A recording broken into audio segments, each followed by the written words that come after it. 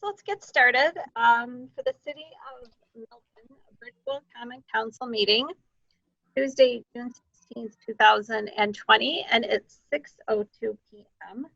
And can I get confirmation of the appropriate meeting notice? The agenda was posted at Dave's Ace Hardware, Piggly Wiggly, and Milton City Hall.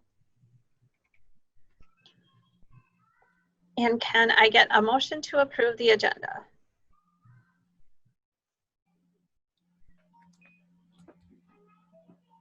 All right, sorry. When somebody new comes on and somebody's in the middle of a motion and all my squares move, it throws me off. So, Bill, did I see you raise your hand to make the motion to approve the agenda? Yes. Yes. And I see Ryan raising his hand to second it. All those in favor? Aye. Aye. I don't vote, sorry. Anyone opposed? Okay, we have an agenda. And we're not at Plan Commission anymore. And I have to remember that. Okay, so I am going to turn my computer so we can do the Pledge of Allegiance. And you can all see the flag.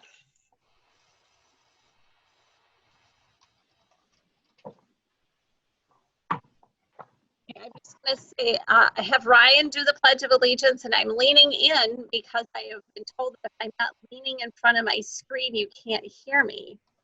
So if Ryan could start the Pledge of Allegiance, and then I'll come back in when we're done. Sure. Pledge allegiance to the flag of the United States of America. And Which stands.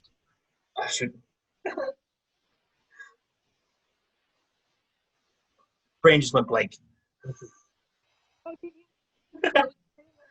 Sorry. And to the republic. To the republic for which it stands, one nation, under God, indivisible, with liberty and justice for all. Perfect. Amen. Sorry about that. My brain just completely blanked on me. Oh, no, that's okay. I thought I lost my sound. We'll do it. It worked. Okay, all right. Let me get up in the chair. Any public comments? Anybody from the public on our, either by call or by video through Zoom, that has comments regarding an item which can be affected by the council action this evening? I don't see anybody. Inga, do you see anybody? no, I don't see anyone from the general public here except for our friend Kim McDarrison from the Courier. Okay. Well, we will go on to item number 5, as we have not identified anybody for the public comments portion. Item number 5, is there a motion to approve the consent agenda? So moved. I see Teresa motioning, Devin seconding. All those in favor? Aye. All those opposed? Okay, that motion carries. Item number 6 is discussion and possible action regarding an offer to purchase land from the City of Milton along Gateway Drive. As indicated in the memo, Capital Investments LLC has presented the City of Milton with an offer to purchase 2.5 acres of land within our Crossroads Business Park along Gateway Drive, directly east of the existing East Side Quick Trip, as kind of shown on the attached location map. Plan Commission reviewed this land sale to make sure that it is consistent with established city plans and forwarded a favorable recommendation to the Common Council with that determination made that it is consistent. The land is zoned B2, which is our large-scale commercial district, and it is the developer's intention to develop that site with a commercial fast food type use, which would be appropriate for the B2 zoning. They haven't brought forth a final site plan yet, but due to the requirements from their franchisee, or franchise, I should say, they need to move forward with the land acquisition process before they're able to kind of enter into those formal stages of planning with the franchise. So the first step in the process is they want to have an authorization from the City of Milton to sign the offer to purchase contingent upon the entering into a TIF development agreement, which we would hopefully bring forth to the council at our next meeting, either on June 23rd or July 7th. But really, at this point, they're asking for authorization for me to execute that offer to purchase with that contingency of a TIF development agreement being agreed upon by the City of Milton and the developer. The 2.5 acres of land, as shown on the location map, would be the entirety of the development site. And they hope to move forward with that and plan to be open, if everything goes accordingly, open yet this year in 2020. Okay, thanks, Al. So we're going to do our usual, and I'll just call your name, and then if you have any questions or comments, you can make them at that time. Larry? No comments. Thank you. Devin? No comments. Teresa? No comments. Sounds like a great plan. Ryan? No comments. Bill? No questions, no comment. All right. Is there a motion to approve the offer to purchase land from the City of Milton along Gateway Drive? I see Larry motioning and Ryan seconding it. All those in favor? Aye. Aye. All those opposed? Okay, that motion carries.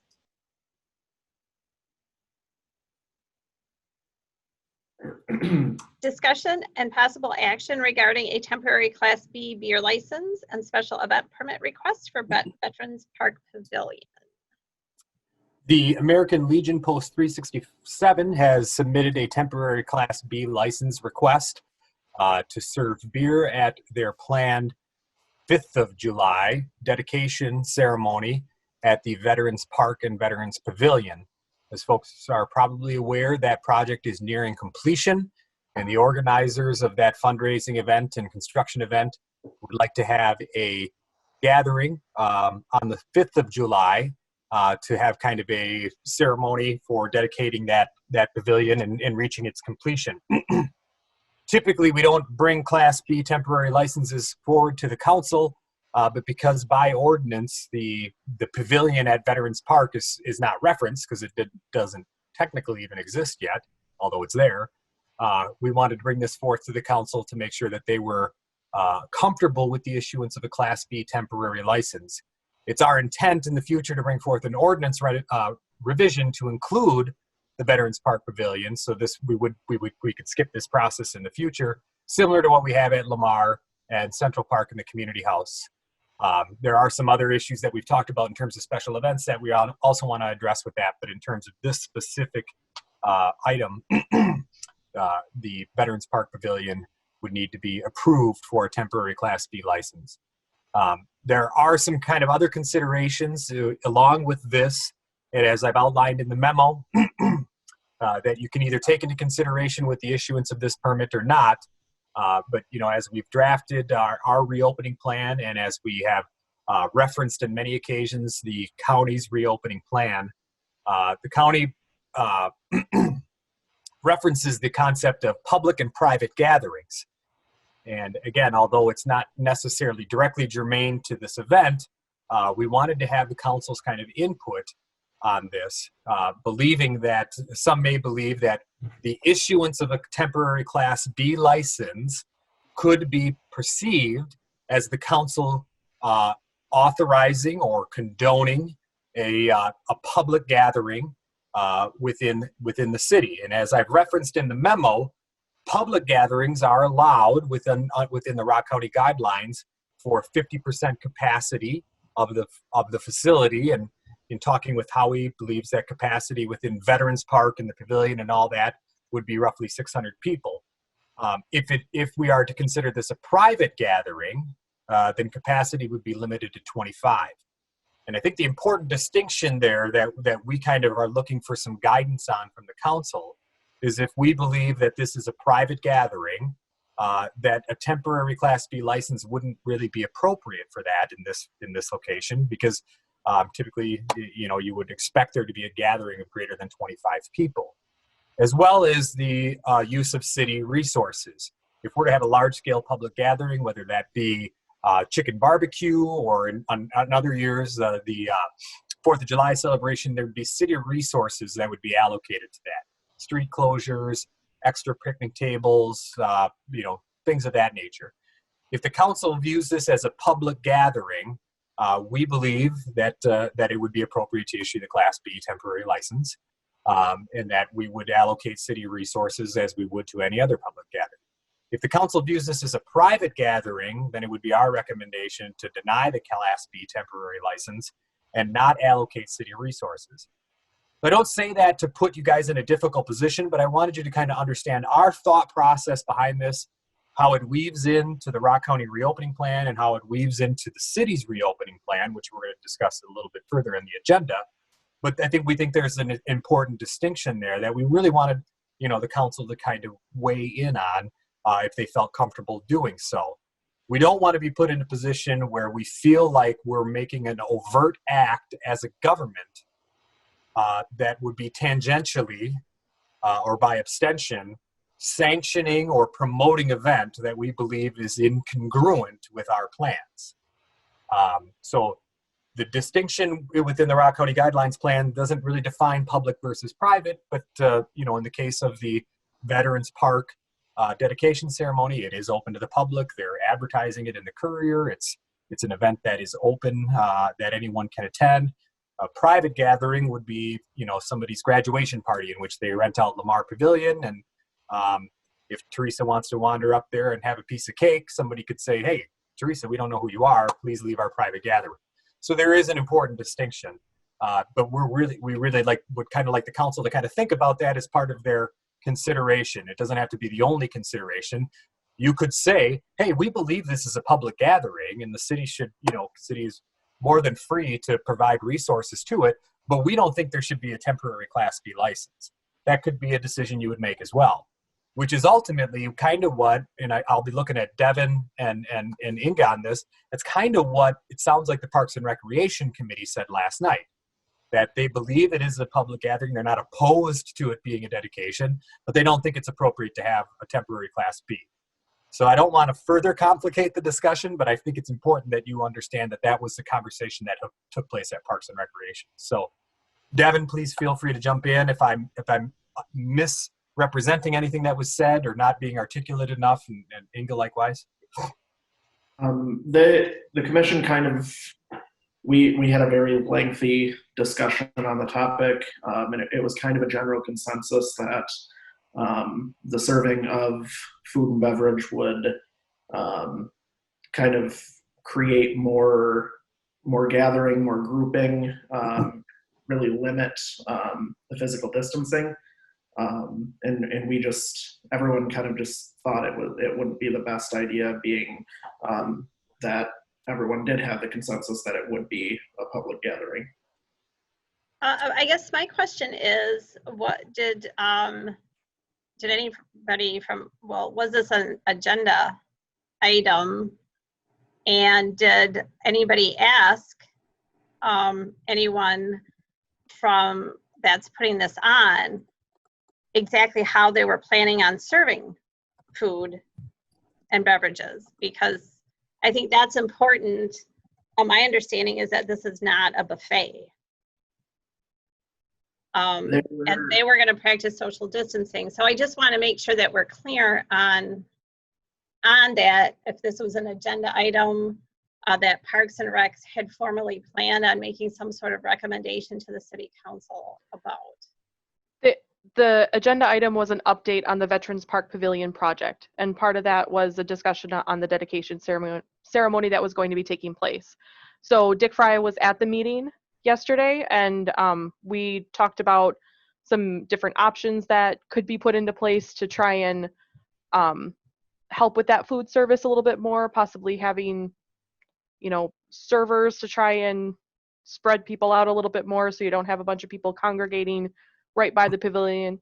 So trying to think of some alternate solutions. At the end of the conversation, I asked the commission what their consensus was. There wasn't a formal vote. It was just a general consensus that they were concerned about there being food and beverage at the event. And was Dick Fry present for that entire conversation and the discussion? He wasn't. He had to leave the call. So after he had left, then more conversation took place without him being able to participate? Okay. I see Mike Frederick. I think that's Mike. I think it's Mike Snows has joined us, and Mike has been an organizer of this event. So again, it's completely up to the mayor how she wants to handle it. But and maybe if you want to have that conversation with Mike, he is here. Sorry, I'm always mute challenged. I think since a lot of conversation took place at Parks and Rec without Dick or Mike being there, that Mike should have an opportunity to talk about this if he feels comfortable doing it. It's up to you, Mike. But since you're here. Yeah, since I joined, I'm new at this too. This is very new to me. So I'm just trying to do the best I can. Things that have come up have been very interesting on the COVID, and I'm a big advocate about making sure we do things right. Social distancing and all that, I believe in it. I think that park's big enough to handle it. Food safety, I'm going to be using a mask. Nobody's going to be able to self-serve. Everything's going to be done accordingly to the CDC, the Cronus healthcare, or whatever you want to call it, advice. So I've read up on it a lot. I know these are just recommendations, and I hope that people realize that you got to be able to make your choice. I mean, people don't have to show up there if they don't want to. If they feel uncomfortable, they do not have to come to this. If they want to come to this, so be it. I'm just kind of, I'm in a wishy-wash too, because my wife's a healthcare provider, and she sees a lot that goes on, and I listen to her, and I like to follow the guidelines that I can. So to me, the other thing is, whether or not we serve pop or beer, it's the same thing. You're going to be serving something. All the food is going to be coming out of my restaurant, which is a food safe, registered restaurant. So it's not like it's going to be contaminated or whatever. I don't know what more we need to do to make you guys feel comfortable, is what I'm saying. And I just wanted to take note that somebody has joined the meeting, and the last 4 digits of their phone number is 5674. Who do we have at 5674? Linda. That's Linda. It's Linda. Okay, Linda. Come on, you guys don't all know Linda's number by heart. I can't be the only one. Yeah, right. I feel like Zoom meetings with the courts, the judge can type in. There's Linda Clark. All right. Did you do that, Inga? Okay. All right. Thanks. Okay. So, Linda, so we are on item number 7. Okay. So, and we're talking with Mike, and we have not had a discussion with council members yet. So it's just been information sharing so far. Yes. Okay. Okay. And Mike, do you have anything else to add? Well, quite honestly, I think it's getting to the point where, and I'm going to throw this out there. I know it's probably wrong to throw this out there, but these vets that have actually served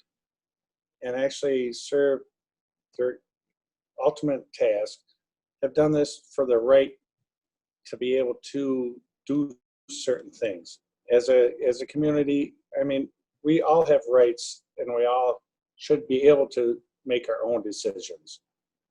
Whether or not they want to come, like I said, if they want to come, they can come. If they don't want to come, it's their choice. These people have sacrificed their lives. I'm going to put it out there. And to me, you got a choice. You can either come or you don't want to come. It's your choice. And I get it. I really do. It's a scary time and it's not a good time, but you know, what do we do? Where do we stop? Where do we not let people decide what we have to do? And I'll leave it at that. Okay, and Mike, just so I understand, this event is open to the public. It's not a private ticketed event, correct? Correct. Okay. Correct. Okay. Mhm. All right. I keep getting the Yeah, phone on my thing. I knew at this, so I was happy again- that I was in a hold of you guys. This is just weird that I was able to do it. No, Mike, I'm really happy that you're able to do it and join us because I think it's important that that you're here. So I appreciate you working through the technology. This is all new to us too. So okay, so does council want to weigh in, or Al, did you have something that you wanted to say? I just wanted to kind of repeat just a little bit of what I said in the beginning because Mike missed it and so did Linda.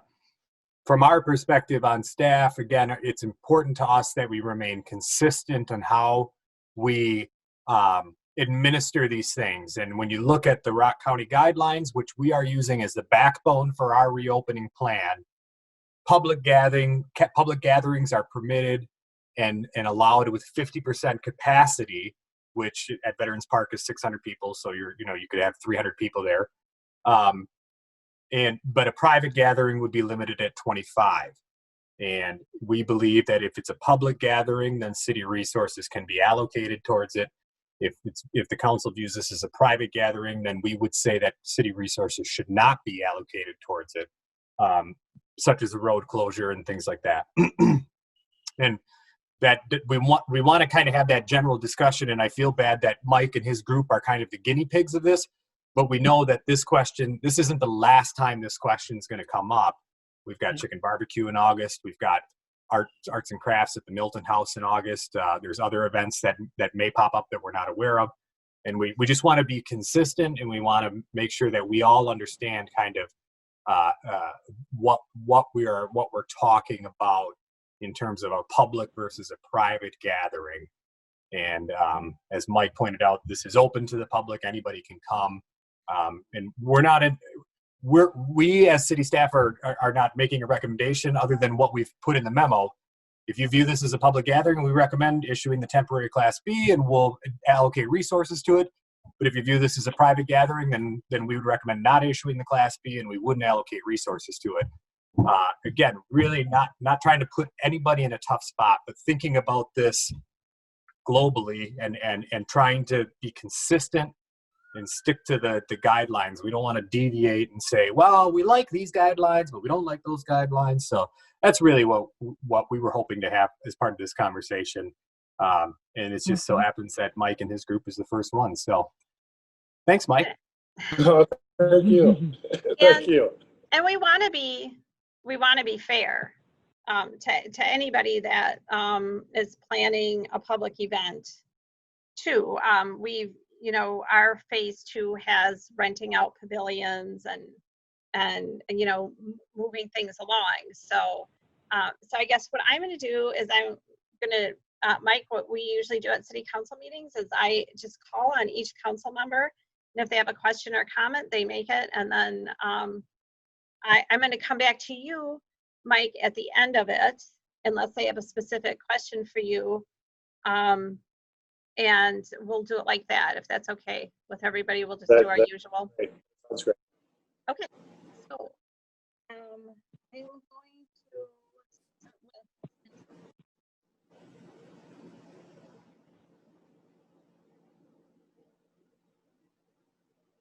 Linda, are you there?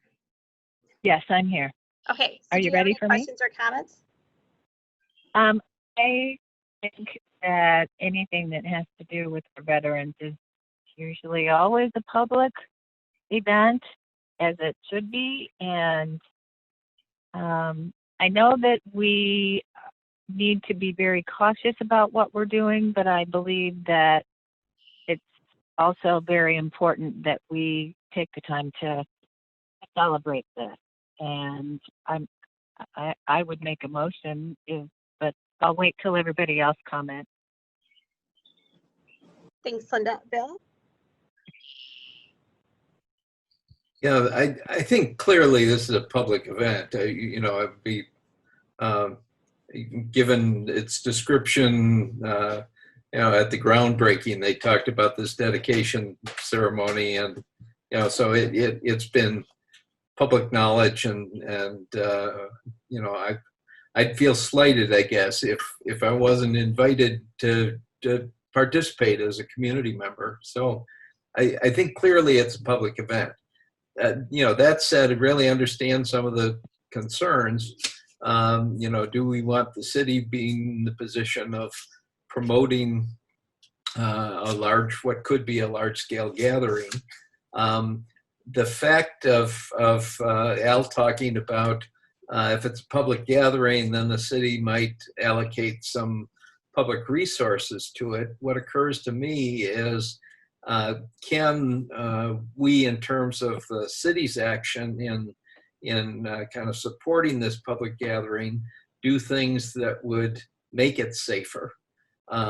For example, adding some picnic tables, which is one of the things that we would typically do with a public gathering, but really distributing them throughout the park so that people are, you know, see, well, there's an empty table over there. The other possibility, I think, might be in terms of even distributing the food and drink distribution a little bit. It seems a little bit silly in that, you know, here's this brand new pavilion that's made for, you know, with a window for doing that kind of thing. But even if there were some substations somehow, you know, that might be something that would promote that social distancing that we think would be a good idea. So I think it's a public gathering. If it takes place, I think the city should try to work to make it even safer, and maybe to the point of there being issued some sort of general guideline for the event. Okay, thanks, Bill. Ryan? I also agree it's a public event, I think. And Bill, I like exactly what you said. Mm-hmm. And Ryan, are you done? What was that? You're muted again.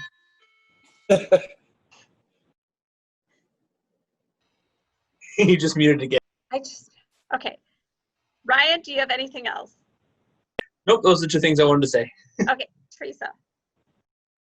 Yes, I agree. It's a public event. And just to follow along with Bill, in addition to, you know, the smaller groups and advocating for that, add some hand sanitizer along with those smaller areas to try to remind people what those areas are for.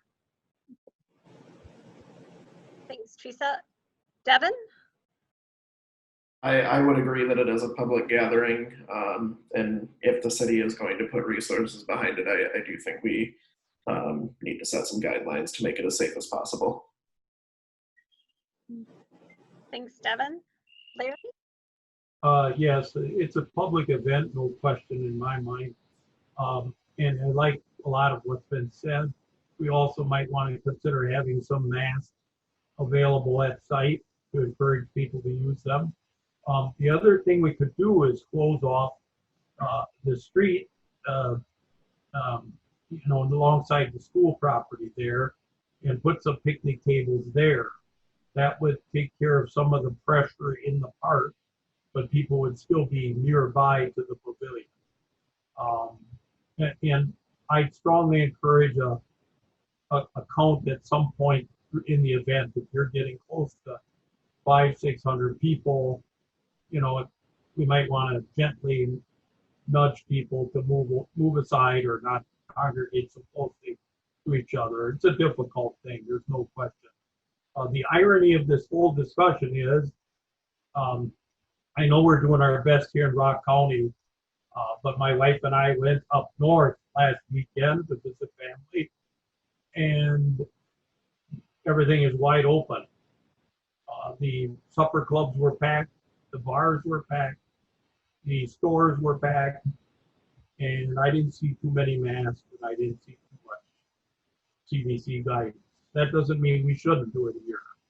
I'm just saying the horse is sort of out of the barn already in a major part of our state. So that's it. Anissa, could I ask one other question? For sure, go ahead.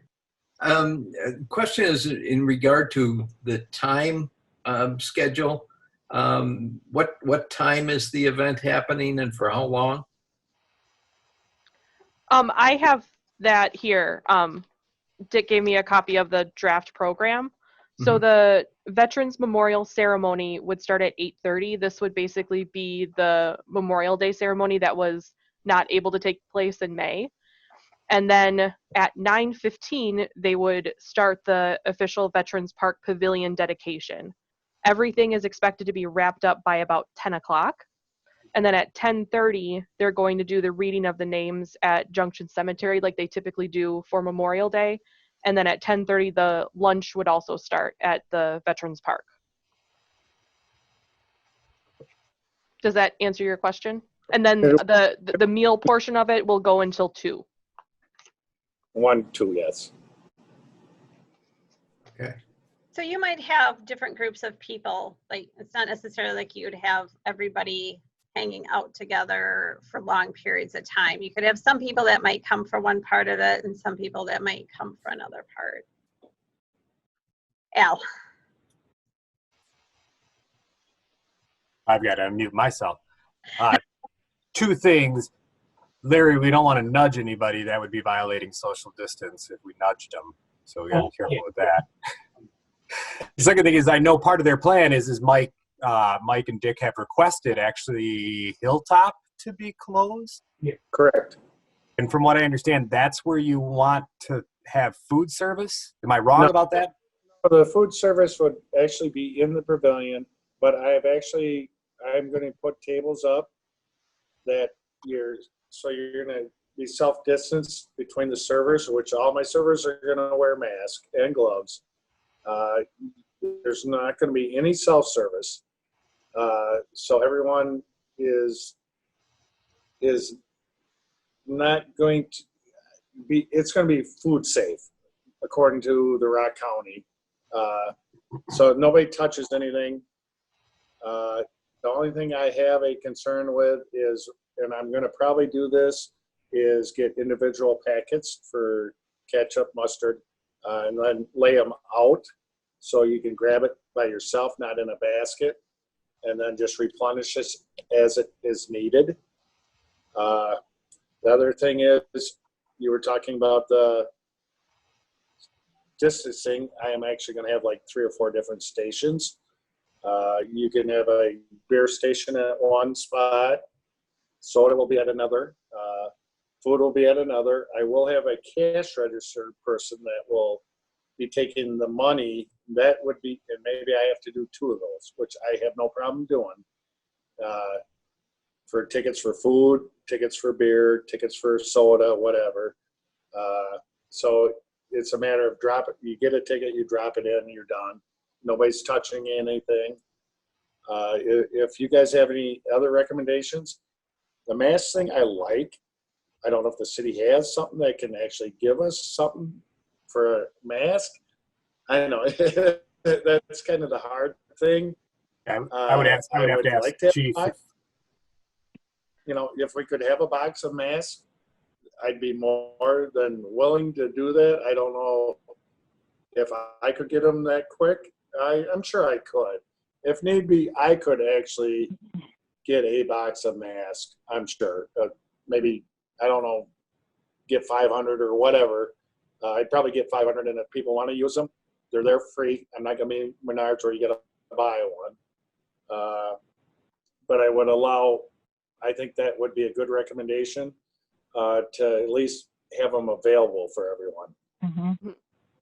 And the social distancing you'll be able to do just by marking. I think the concern would be if people, even if you had different stations, you would want them 6 feet apart. You want people 6 feet Yeah. apart all the time.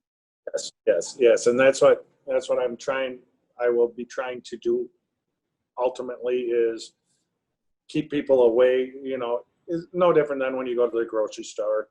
I can put X's out. I will put X's out. Please respect the other person that's there.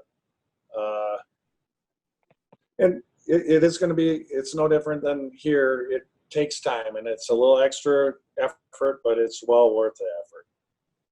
Mm-hmm. So just quick with the face masks, I know that Ashley for the library had just ordered face masks for them, and the turnaround was actually pretty quick just through Amazon. So that would be an option. Yes. I mean, just since this is a private event and we don't typically provide hand sanitizer and face masks to other events, I don't know that I'd feel comfortable setting the precedent of doing that for this event either. I agree with you on that. It should fall on my shoulders. I could actually bring up my hand stations, sanitary stations that I have that I've made that are portable. I only have 2 of them right now. I could probably make a couple more, so it's available in the park. It's getting hard to find hand sanitizer. I can put the little bottles out, which is a lot easier, and I can put those out. I could actually put those on each table, if that would make you guys feel more comfortable. Did I lose you? Nope, you're doing I'm good. still here. No, we Yep. can still hear you. I think Yes. everybody's, I get this phone thing every time. I go like, I hope I didn't lose you. no, I think just promoting the event, in all honesty, people are welcome to come if they're uncomfortable, and it's okay if they don't come. And maybe letting them know that we're gonna have CDC guidelines in place. That's honest. And then people make a decision. yeah, they're not gonna wear their face mask to eat anyways. I mean, I think it's more for if they're in line or, like that. So I think if you're offering safety things like, hand sanitizer at each table and masks and social distancing, that's all we can really ask. That's all, we would want anybody I can do to do.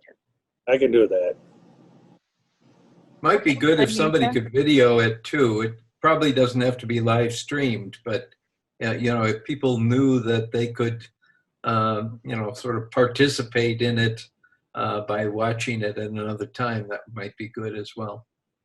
We did talk about trying to set something like that up at Parks and Rec last night as well. Linda, were you trying to say something? Someone said my name, but I don't know who it was.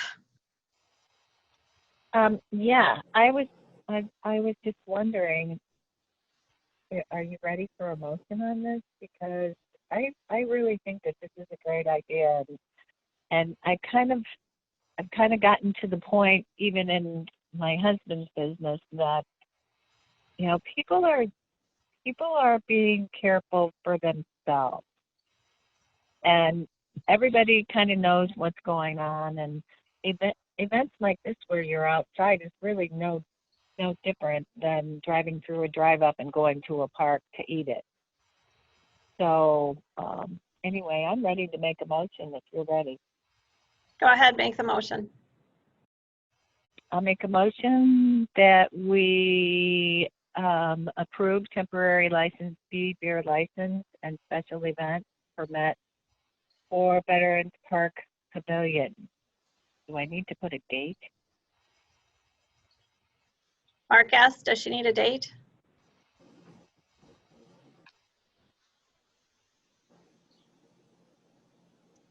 What did I mute myself again? Mark asked, does Linda need a date? Needs to unmute himself. Takes a while to get it unmuted when you haven't been unmuted before. I think we're all learning. Uh-huh. Yeah, it just takes a while. Well, it can be,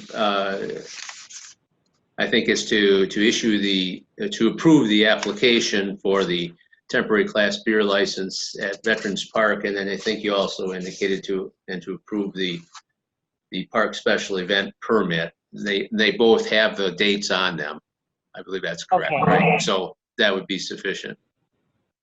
Okay, Do great. they have the correct date on them? They do? For July 5th?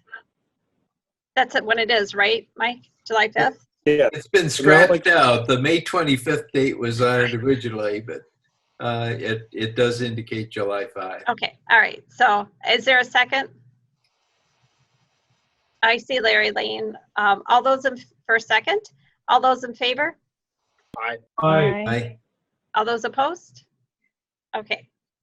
We're done with that portion. Mike, you can stay for the rest of the meeting and practice, or you can feel free to leave. This was very interesting. I appreciate you guys. This was very new to me. You can go social distance yourself, Mike. Thank you very much.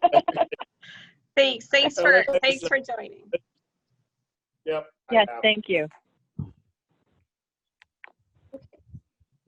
All right, we're going to move on to number 8. Discussion and possible action on a facade grant for Goodrich Antiques and Vintage Unique located at 742 East Madison Avenue. So Terry Williamson, who is the owner and occupant of Goodrich Antiques and Vintage Uniques at 742, has submitted 742 East Madison, has submitted a facade grant to assist in the replacement of the windows in that facility, which not only serves as her business, but serves as her home. She submitted a site plan to the Plan Commission because she's within the B3 zone district, which was approved at the meeting earlier this evening. But it's the council's authority to approve the facade grant application.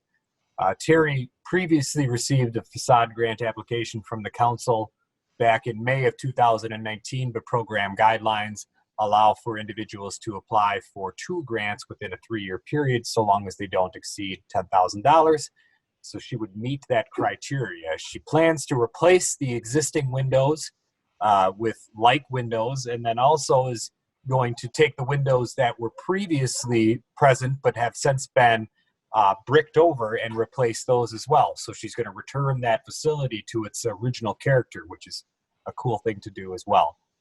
So in order to help with that process, she's requesting a commercial facade grant. This is not a residential exterior improvement program grant. This is a commercial facade grant in the amount of $4,725.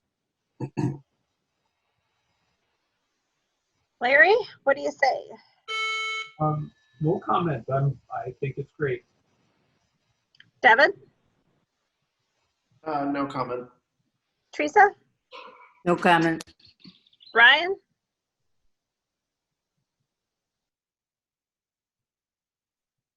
I think it sounds like a good idea. Phil? All I can say is she's got a good deal. Dollar amount for that many windows that aren't standard windows is just incredible.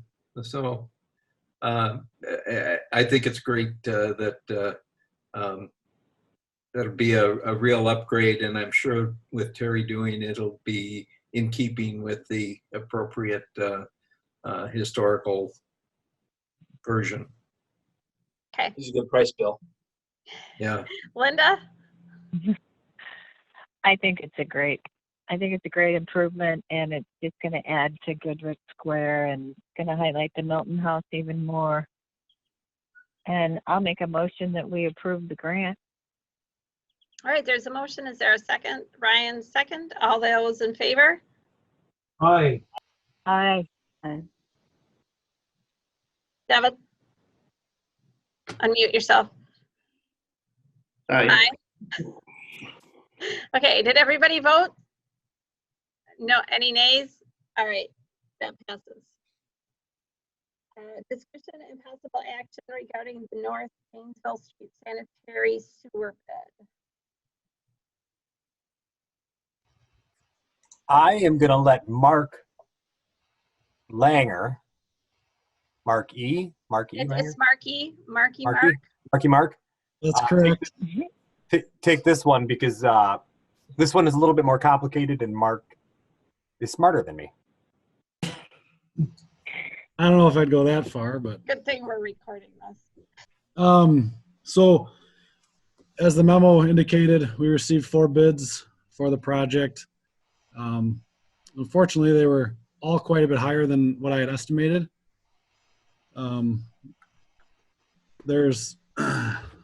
We did some further investigation into the septic. Howard had talked to the Rock County Health Department about that. And they've got, I think in August, they were scheduled to come out and do an inspection. According to the information they had, Rock County Health Department said it's probably likely sooner than later that the septic would need to be replaced, at which time the decision would have to be made whether a new septic would be allowed or a connection to sewer would be required. Installation of the sewer now allows for the elimination of that question when it comes up, allows the homeowner to connect to the sewer now and not have that duplicate cost of putting a septic in and then sewer connection down the road. It provides sewer, as we discussed previously, to other future residences along the route that would need it. We could also look at rebidding the project. Based on the information I got from contractors after the bid and follow-up discussions with them, I don't think that we'll see a substantial savings. We might see, I think I said maybe 10% in the memo. Again, it could be 10%, but it could be higher. So really it's a decision as to how we want to proceed with the project at this time. Talking with Dan about the financial situation of the utility, we are able to fund the project this year at the current bid amount. So I guess if anybody has any further questions, I'm here to try to answer them. And just so, yeah, this is, as Mark kind of indicated, this is not an ideal situation. As you may recall, we discussed this a few weeks ago, and we were kind of talking about, do we extend it just to this house, or do we extend it beyond the house? And at that point, we didn't have bid amounts, and then when we got the bid amount back, it was almost financially unfeasible to extend it just to the house. The assessment that poor guy would have to pay would be crazy high. So we tried to kind of help him and say, like, hey, is your septic really failing? And if so, what's the concept of, so that's why we talked to the county and provided them with the inspection report that he received. Because what we wanted to know was, okay, is it failing today?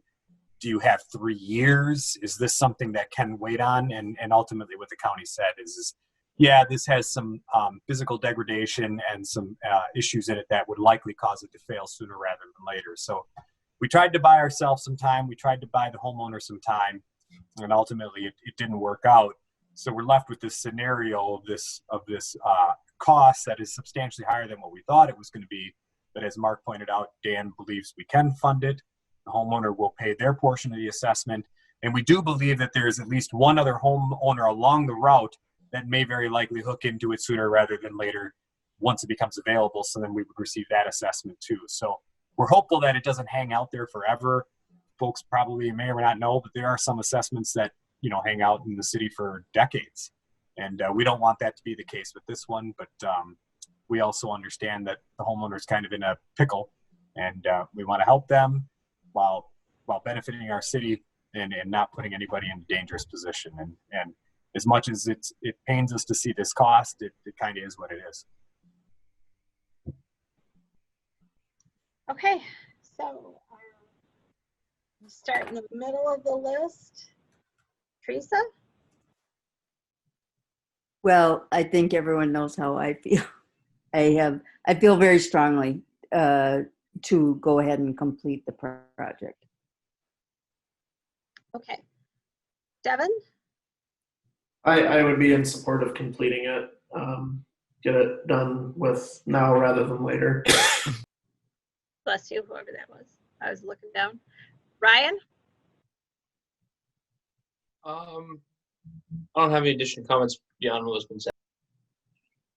Larry? I'm in favor of it.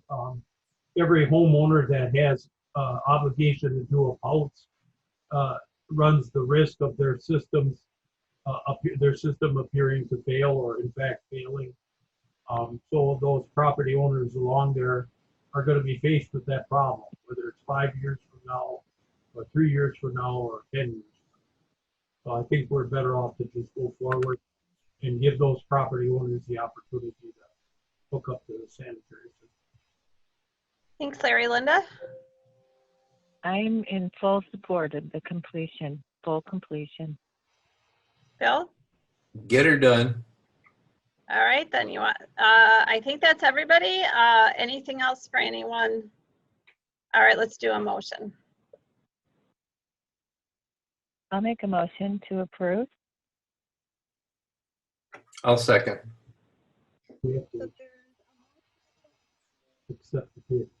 We be specific for the record for Inga then on what it is that was being approved. I assume it has to be motioning to accept the recommended bid. Is that correct? That's correct. Did you see how fast he unmuted himself? Yeah, it worked this time. Okay, so everybody's good with the motion and the second then? Yes. Okay, all those in favor?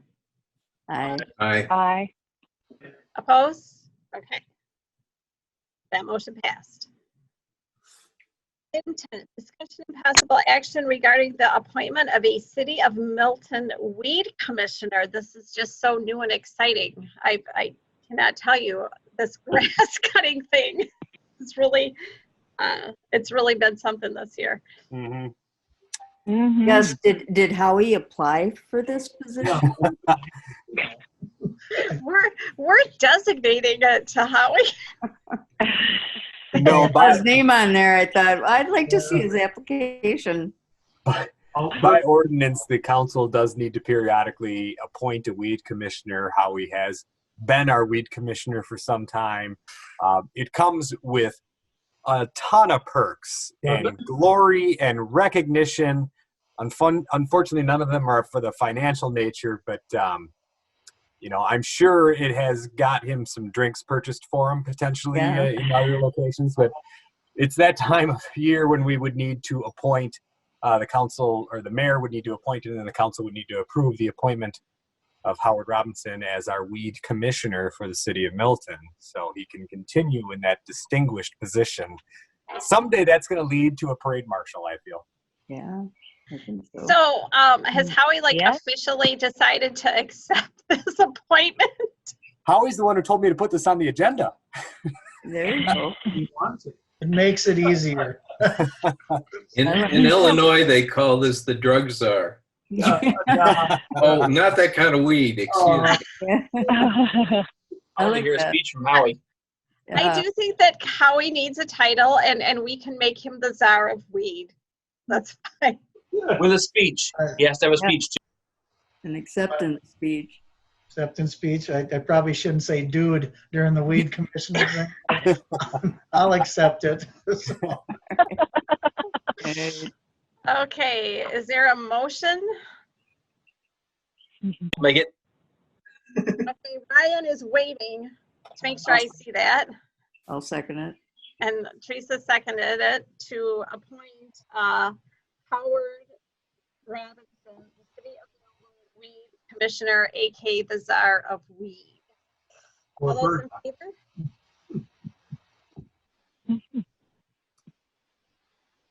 I don't know if they heard you say all those in favor, Anissa. All those in favor? Aye. Aye. All those opposed? Congratulations on the appointment. Yeah, congratulations. So we don't do it all that often, but after council meetings, sometimes we put out press releases, and we like to take quotes from council members and staff during that. So I'm gonna reposition Bill's quote from the previous item of I like "Get her the done" and attribute it to Howie as the weed commissioner. So when asked to accept the nomination, Bill Wilson said, "Get her done." Yeah. You can have his subtitle as Czar of Burdock.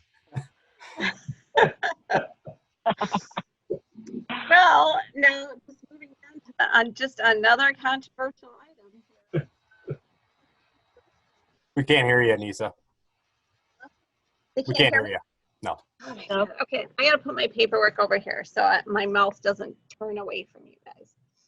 I know that probably at times you want my mouth to turn away, but discussion and direction regarding the creation of an urban, are we considered urban? Urban beekeeping ordinance for the city of Milton.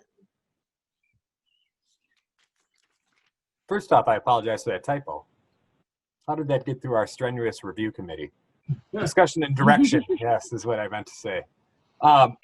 So as I said in the memo, we've received, the council and staff has received several citizen requests over the past years regarding the concept of creating or establishing an urban beekeeping ordinance. Councilmember Lane has taken the initiative to kind of draft at least what he would believes to be an appropriate bee ordinance, and we've included the city of Janesville's ordinance for reference as well. But really what we're looking for at this juncture is there an appetite from the council? We're looking for direction from the council if there is a desire to draft an ordinance, an official ordinance that could be then adopted by the city of Milton. Does the council have the desire for to direct staff to do so or not? And if so, are there some conditions or guidance or guidelines that you would like to see within that ordinance that you feel are pertinent to that conversation? And that's ultimately why we included those two pieces of background information. Larry took a lot of time to draft up his proposed ordinance, and certainly I'm sure he gleaned that from other sources. But that's why this item's on the agenda. We wanted to have this discussion and see if there's an appetite from the or consensus amongst the council to move forward with the officially drafting an ordinance. Okay, so we'll start off with Larry on this one. What do you think, Larry? Well, I think I said everything in my in the ordinance. I just believe it's consistent with Milton's philosophy of improving our environment, making it a joyful place, and pollination is critical, not only to farming, but to agriculture in general, but also to plants and gardening in the community. I think done properly and with careful administration, it could be a real asset for our community. Thanks, Larry. Linda? I think we lost Linda. I don't see her anymore. She's probably mowing her lawn to make sure the weed czar doesn't get her. Bill? My only concern, I think, is addressed in the proposed version in terms of notice and the opportunity for people to come in and testify. I think the concern would be if somebody had a child who was allergic. There are those health kinds of concerns, and I think they'd be considered. So I'm okay. I think it generally is a good thing, and I'm okay with moving forward and taking next steps. Okay, Ryan? Just quick, Linda's coming back on now. I see I have to Linda. Yeah. unmute her. There you go. Okay. Ryan? I guess I have a couple things. One is a question, I guess, for Larry. You specifically mentioned it has to be a hive with removable frames, but I know that I've seen some stuff recently that there are different kind of hives being designed that allows you to, in a way, turn a setting to allow the honey to flow out, so it doesn't require removable hives or removable sections. This is kind of specific. I'm just wondering if that could be maybe changed a little bit to allow other types of hives, assuming that they are appropriate. Yeah, I think that'd be fine. I gleaned most of my ordinance draft from various communities around the state. But again, most of those were drafted, I would say, within the last 8 years ago or farther back, right? So certainly open to, modernization, if you will, on that area. Right. And then to add to that, I guess I actually like the idea of allowing beekeeping in the city. I think it's a good idea, but I also think it would be worthwhile to have an open public discussion maybe about it too. Yeah, and I think we could have that happen when we present a formal ordinance. I mean, obviously this was noticed as well for the public, so True. Linda, welcome back. Yeah. Thank you. I apologize. My internet is not, it's just not working good tonight. At any rate, I'm sorry that I missed this. Do we have as many people asking for this type of a thing as we did in the past, or do we just have an increase here? Is that why we're bringing it up again, or? I know that, I don't remember having a discussion about keeping bees. So we're on the bee one right now. I haven't received anything personally on this, but I won't speak for everybody. Yeah, I think we've, from a staff perspective, I can probably think of at least 3 or 4 times where someone has either reached out to us via Facebook or contacted us directly about, do we have a beekeeping ordinance? Can we have a beekeeping ordinance, or something of that derivation, expressing their desire to either keep bees or something to that effect. So it's been a handful of times. I know that's not a scientific answer, but Larry had kind of prompted this conversation with the work that he's done. And I think we had one very, very recently, in addition to Larry's. I think we had one probably within the last 2 months, if I remember correctly. Somebody emailed us about it. I can't. Sometimes I get the chicken and the bees mixed up. But Anissa, didn't somebody contact you and I just very recently about this? It was not about bees. Was it about chickens? It was about chickens. Last year, I've heard it about chickens, but not bees. But in any case, the only way that we can move it on to get the public input would be to actually come up with an ordinance stating yes or no. Is that right? I mean, the council has the discretion to hold a public hearing or a public listening session for any topic. So, I mean, it's really up to the discretion of the council and the mayor. If you wanted to hold a public hearing on the concept of creating a bee ordinance, you could do that in advance of the creation of a draft ordinance, or you could do it in conjunction with an ordinance that's being presented. I think either of those options are available to you, or you could do both. Really, you can hold a public hearing for anything if you'd like. And I see Mark is not unmuting himself, so what I said must be accurate. Okay. All right. So that's something to think about too. Teresa? Yes. When I noticed this was on the agenda, of course, the first thing I thought was, are you guys nuts? Bees? But eventually I did contact a bee expert, someone that does work with bees and keeps them quite a number of hives.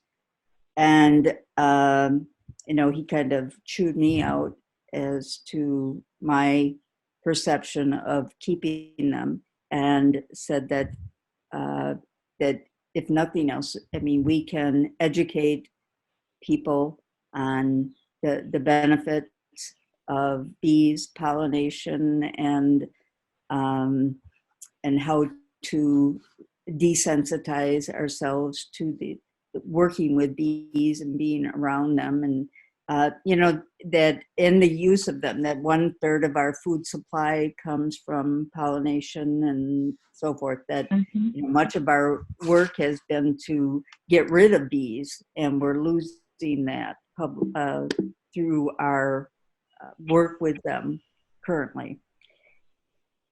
I think that many of the things that Larry has worked out in the policy are very helpful and designed to work very appropriately with them. As a school administrator, much like Bill has brought up, that we do have great concerns regarding the young children who are allergic to them.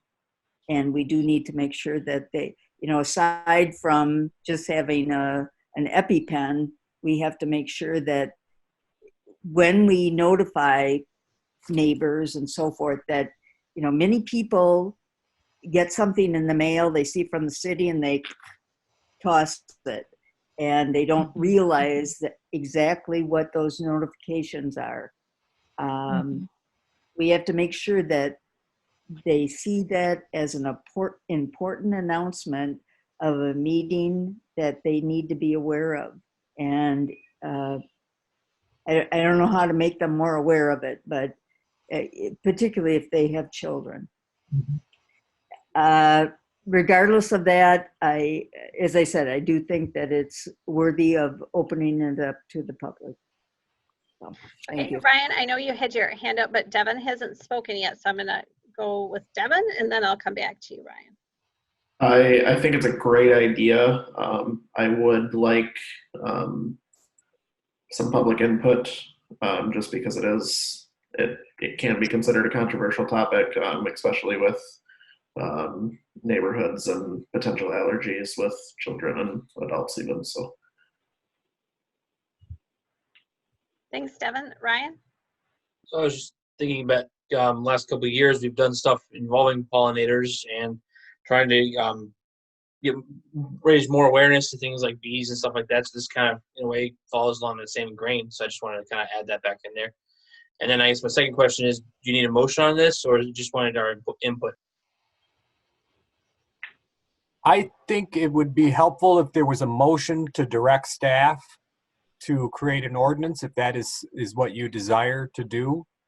And then in terms of a public hearing, we can schedule that in conjunction with the first reading if we wanted to do that. But again, I'll leave that aspect of it up to you guys. But from my personal perspective as a city administrator, I think a public hearing would be appropriate in this. So, Mark S., would we put that public hearing as part of the motion?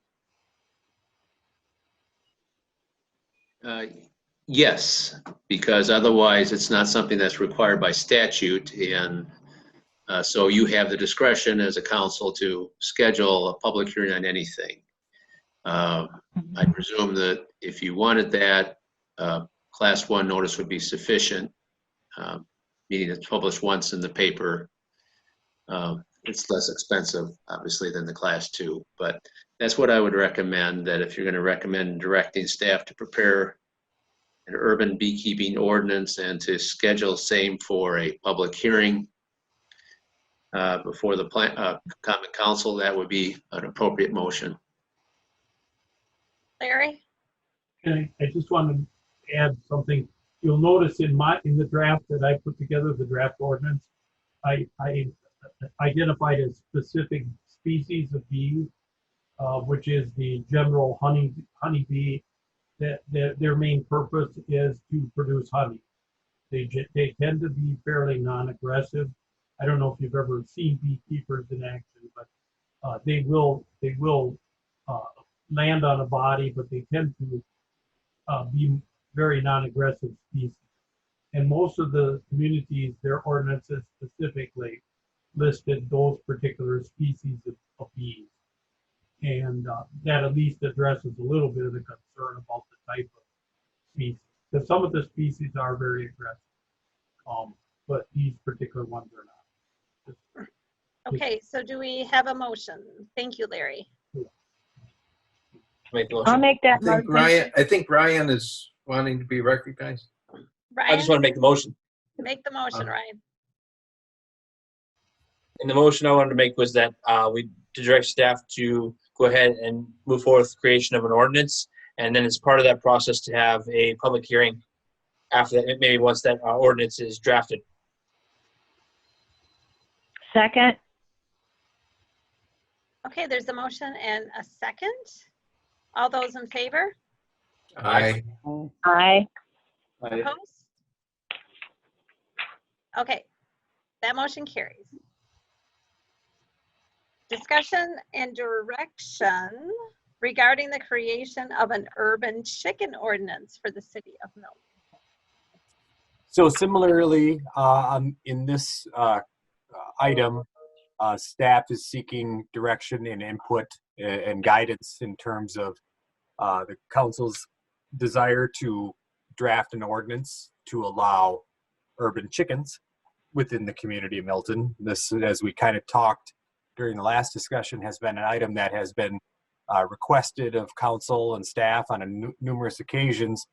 This one actually has received a little bit more traction as of late. In 2015, an ordinance was actually drafted and prepared and provided to the council, which ultimately was denied at its first reading. But nonetheless, this is one that has received considerably more discussion in the past. So kind of the same thing we're looking for. We provided the ordinance that was prepared and presented to the council in 2015. We've provided an ordinance that was drafted, a sample ordinance that was drafted by Alder Lane, and we have provided an ordinance that exists in the city of Janesville, which was approved a few years ago. Again, these are really more for discussion purposes and give folks a flavor of what these could look like.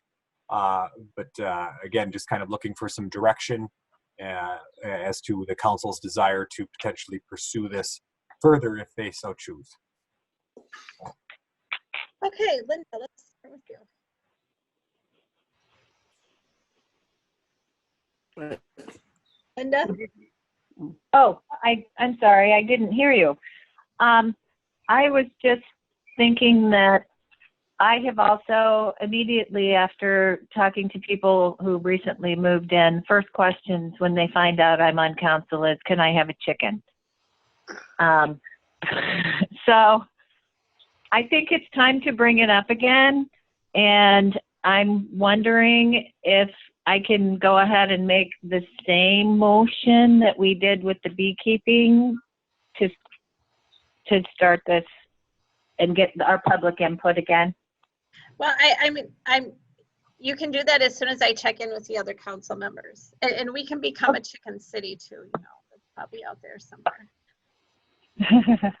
Bill? My only question regards the chicken coops. I think it's a good idea. The question regarding the coops is, does this count as another structure?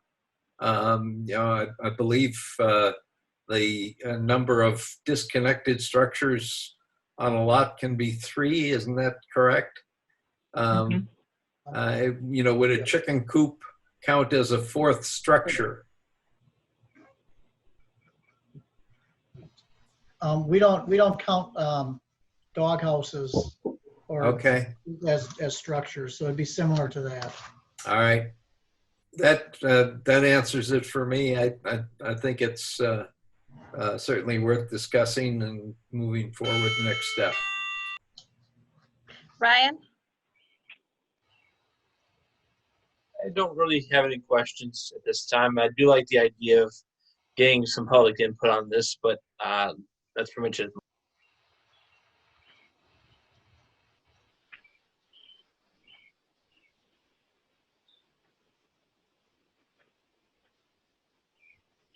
What is You that? were muted, Anissa. Teresa? Okay. Well, you know, I do still have some concerns about the chickens. And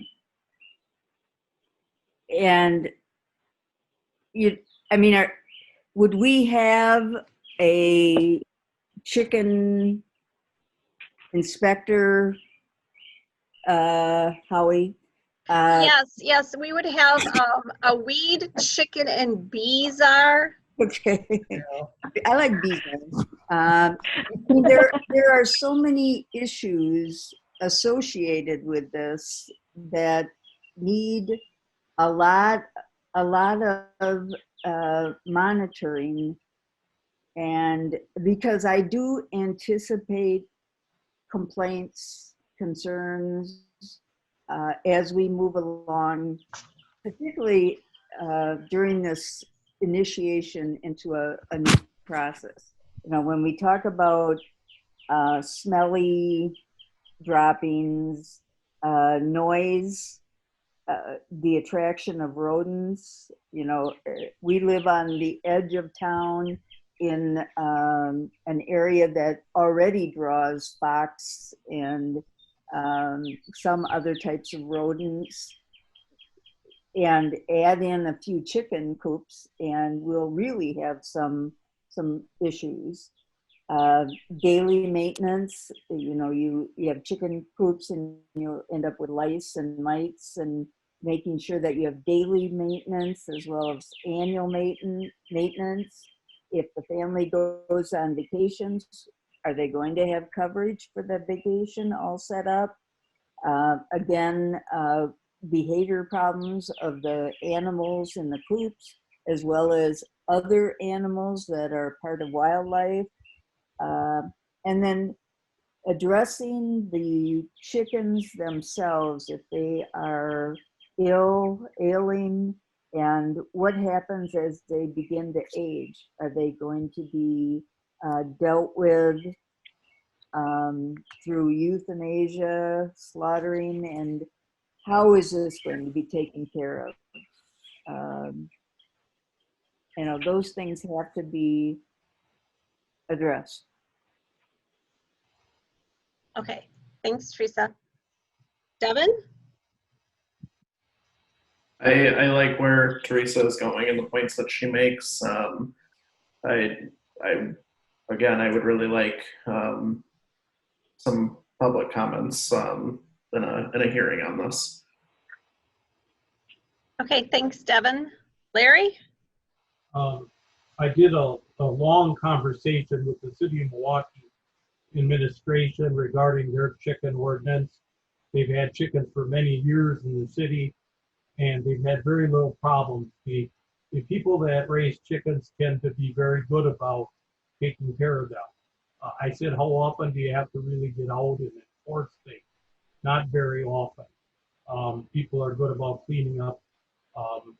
I would argue that we have more problems with dogs and cats and coyotes in our community as far as species and those related issues. The other piece is the ordinance is only talking about a maximum of 4 chickens. So you're not going to have the volume that you might have on a farm or a ranch where you could have 100 chickens. And I would strongly suggest no roosters, as I wrote in the draft order. They tend to be the more loud and aggressive creature of the pair, of the breed. So, but yes, I mean, I'm not denying there are some points of discussion. But in general, I think it's a good thing. They've done studies health-wise. Homegrown eggs are really good for people health-wise, and so there's a positive in that. And so I get the sense that this might be similar to the B motion, where you would make a motion for staff to develop an ordinance and then have a public hearing. Is there a motion? I'll make that motion. Larry, I saw your hand up with a second. So if I understand the motion correctly, directing staff to draft an ordinance and have a public hearing scheduled along with that. Okay, all Yes. those in favor? Aye. Aye. Aye. Anyone opposed? Okay, that motion carries.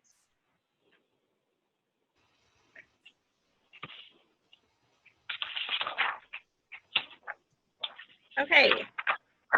Discussion and possible action regarding an update to the City of Milton phased reopening plan phase 2. So as folks are probably aware, the Rock County Public Health Department announced that they are moving into phase 2 of their phased reopening plan last week. And as we indicated when we adopted our plan on June 3rd, that we would periodically revisit the plan, especially as we move through the phases, to make sure that it was still congruent with the expectations of the organization, as well as that of the Rock County plan. And as we kind of talked about during the discussion regarding Veterans Park, you know, it's really our goal to mirror that plan as closely as possible without putting us in a position of kind of any undue burden on our staff or our processes or our procedures. So in doing so, we reviewed the plan as we talked about, as the county moved into phase 2, what that means. The county did update some of their guidelines as a portion of phase 2, so we have referenced that in the memo. And frankly, only one of those really impacts us as an organization. Certainly the long-term care facilities and senior centers guidance impacts the folks at the gathering place, which is unfortunate.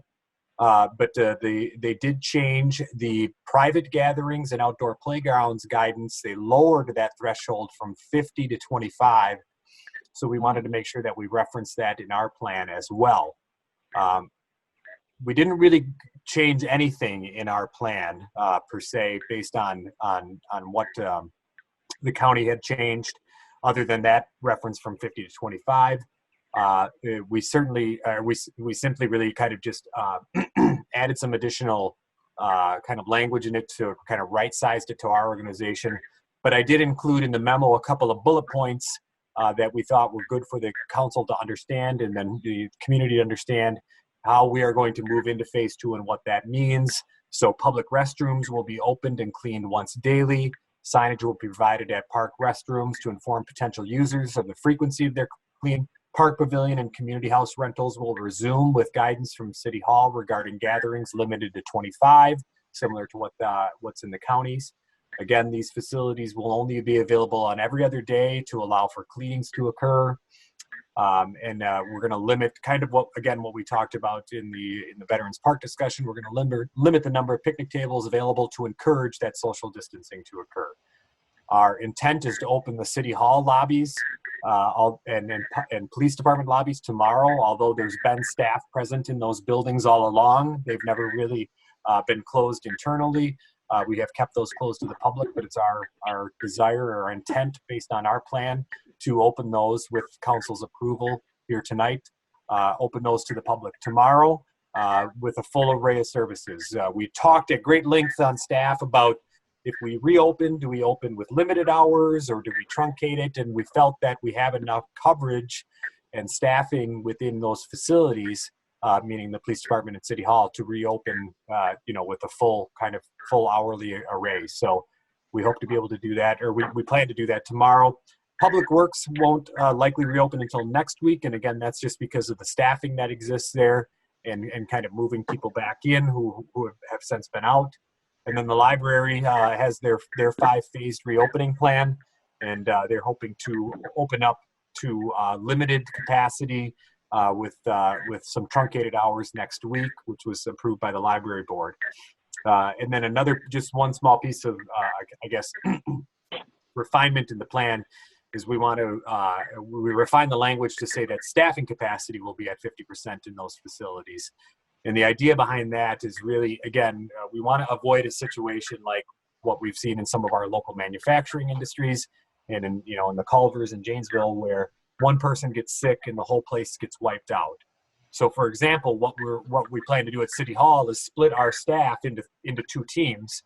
So there's never any overlap. So Inga and I and Carrie work on set days. Dan, Leanne, and Rebecca work on set days. There won't be any overlap. So in the event that someone gets sick on one of those teams, if that happens, there's still a complement of 3 people that can run City Hall. And that's super important for us as we draw closer to the election.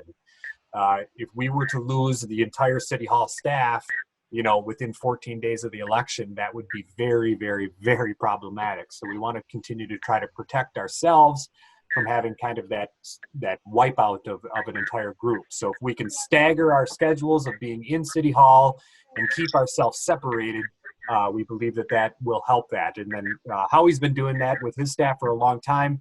Ashley's been doing that with her staff for a long time. Scott only has kind of 2 folks in the administration side, and so he's going to work out a schedule with them. But we wanted to kind of put that language in there just so everybody has an understanding and expectation of what we want to do. So we want to reopen fully tomorrow. We'll have 50% of the staff present, but that doesn't mean that the other 50% who isn't there isn't working and isn't available to field calls and return emails and do those things. But we just wanted to make sure everybody kind of understood what we were planning to do. So with that being said, certainly open to any questions about the reopening plan or any of the guidelines in the Rock County plan, any guidelines in our plan, and then just if the council agrees with kind of what those minor changes are, we would just kind of ask that you make a motion to affirmatively adopt those changes. Al, did you want to talk about, because in the overview of phases, we talk about having in-person meetings again. Did you want to talk about that now? Yes, I talked about it with Plan Commission, but didn't talk about it with this group. Yeah, thanks, Al. One of the things that is in our reopening plan is that as we enter into phase 2, we would start to have in-person meetings for council and committees again. And as we talked about that, we're very sensitive to people's comfort level during this pandemic. And although we may feel ready to kind of open City Hall back up and have public meetings, we don't want to make any assumptions or presumptions that folks who are on committees and the council are comfortable in having those in-person meetings. So we're confident. We haven't tested it yet, but Ashley and Inga and I might do it tomorrow. Ashley doesn't know that, but she now knows it. We're going to test some different things in the council chambers to see if we can create a hybrid in which people who want to come to City Hall to attend meetings can, and those people who aren't comfortable can stay at home and appear via Zoom just like they are now. So we're going to test that out tomorrow, and we're confident we can come up with some approach, but we wanted to have that conversation with the council. And one of the things that we had talked about doing was sending out a survey to all council members and committee members, an anonymous survey that would allow you to express your comfort level with attending in person or not. We just don't want to put anybody in a position where they feel uncomfortable saying that they're uncomfortable, if that makes sense. So an anonymous survey we thought was a way that people could respond and say, hey, look, it's great. You guys can go back and meet in person, but I'm not comfortable. And we're not going to know who said that or why you said it. You don't even need to explain yourself, but we want to just make sure that we give you that opportunity because your input and comfort level is important in making those decisions. So. Yeah, and from my perspective, there isn't a rush for us to all come back together to have in-person meetings. There isn't like some sort of time limit that says, hey, y'all got to be back together by, July 30th or whatever. It's, people have different levels of risk. And I just want to be mindful of that. So if everybody's like, hey, I just want to do Zoom meetings and revisit it, the end of July, or we revisit it periodically, or, do some sort of a hybrid thing.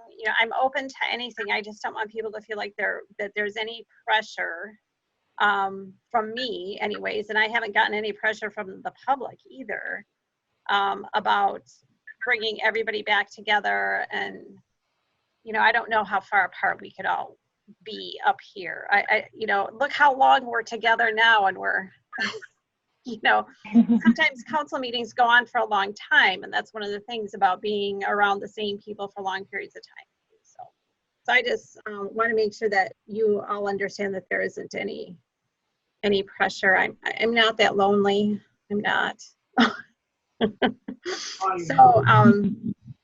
So anyways, having said that, Larry, any questions or comments on the city's phased reopening? No, I'm very comfortable with what's proposed. And I like the idea of the survey and see where we go from there. Devin? No comments. Teresa? No comment, Teresa? Teresa shook her head no. You're still muted. Okay. There you go. Okay, Ryan? No comments. Bill? No comment. Linda? No comment. Okay, is there a motion to accept the proposed City of Milton phased reopening plan, phase 2? Ryan, I see your hand up, and Bill. So Ryan motioned and Bill seconded it. All those in favor? I, Aye. Anybody opposed? Okay, that motion carries. Review, oh, go ahead. We'll send either Inga or I will send out that survey to the council. We want to send it out to just the 7 elected officials first, so we don't confuse responses as to, if everybody on staff says no way, and then everybody on the council says, yeah, I don't care. We want to know what the council thinks first. So, so you can expect to see that email from Inga or I either tonight or tomorrow, and then we'll be open at City Hall tomorrow. So drive by and honk, and feel free to come inside and physically distance wave. Okay, review of May financial statements. There is not a motion here, but does anybody have a question or a comment for Dan, Linda, No. Bill, No questions. Ryan, No question. Teresa, No question. Devin, No questions. Larry? no questions. Okay. Dan, do you have anything you want to say? Nope.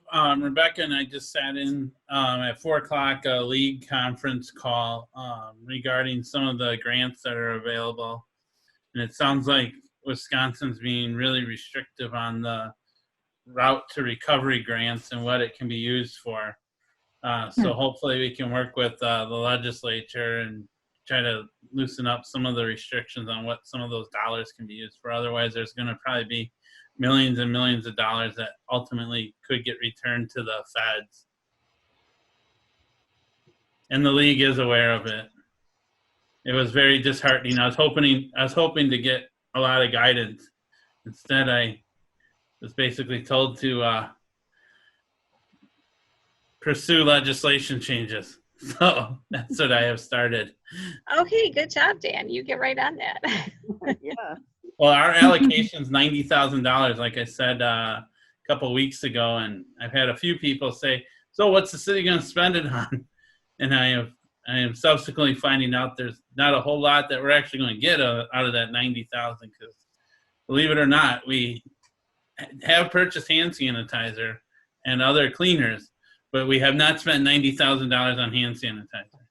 So, yes, and again, just to be clear, when that question is asked, what are you going to spend that money on? It's only reimbursable. It's not a situation in which they're going to write us out a check for $93,000 and then we get to go, buy Howie a new weed commissioner car. It's only reimbursable for approved COVID-related expenses. unless you're in Arizona, I found out that they're just allocating it through state aid.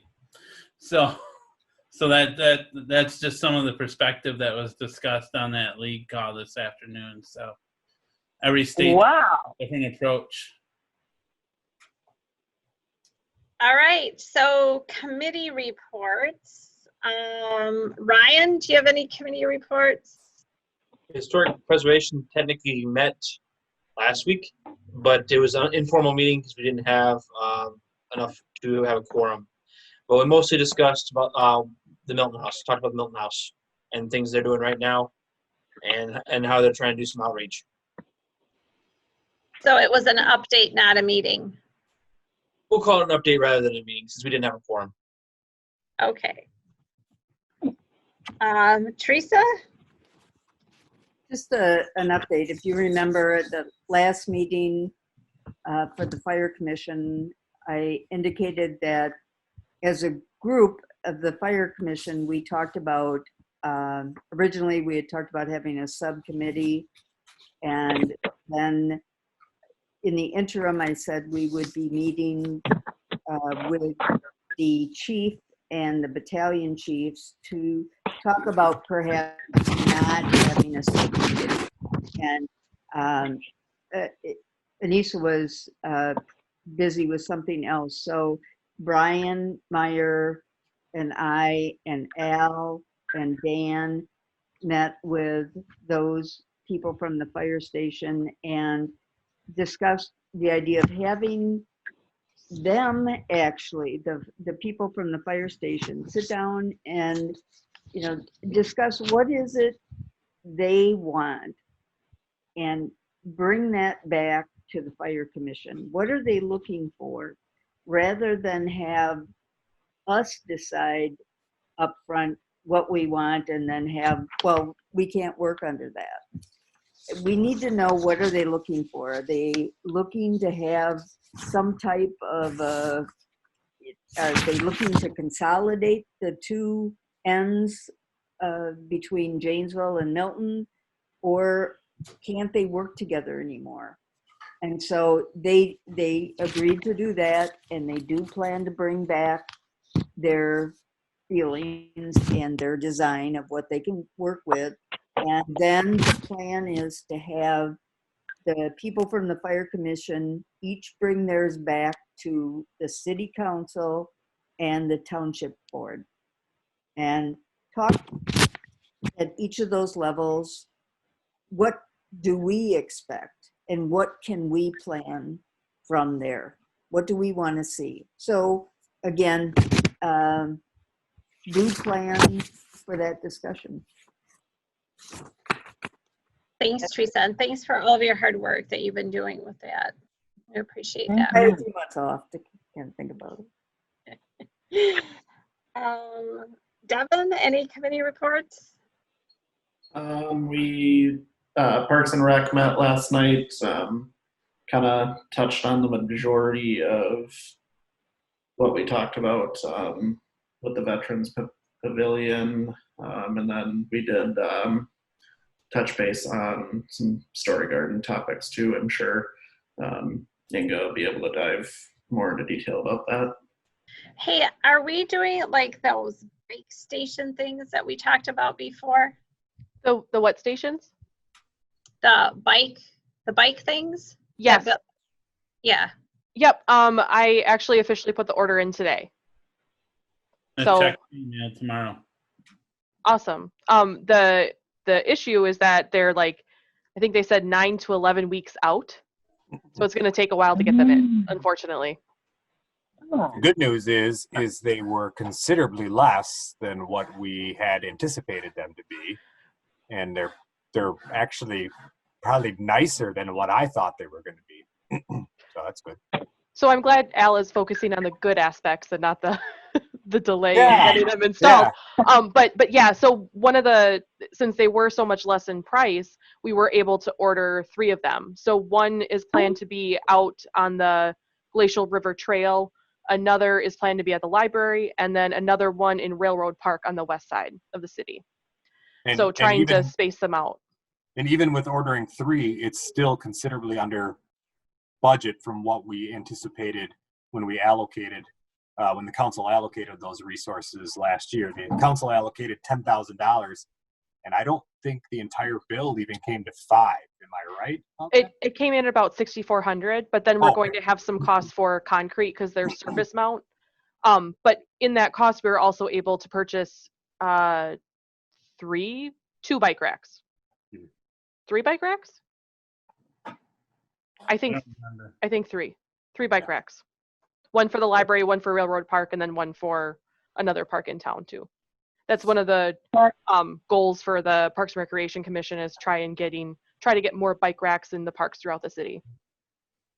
And if anyone's traveling, since it's 2 to 3 months out, if anyone's traveling west of Minneapolis in 2 to 3 months, and they got a van large enough to pick them up, we can save $700 on the shipping. Okay, so I'm going to be in the Boundary Waters in July. Is that too soon? Too soon. Okay. Yeah. I may not come back either, so there's that. Where are they, Dan? Just west of Minneapolis. I forget the name. It was just west of Minneapolis. It was before Maple Plain. Okay. Let me know. We've got grandkids in the Twin Cities, and I've got a truck, so Okay. Nice. Get her done. Get her done, Bill. Get her Bring his done. gas mileage. You'll go. So Bill, Linda, Larry, anything on committees? Nothing for me.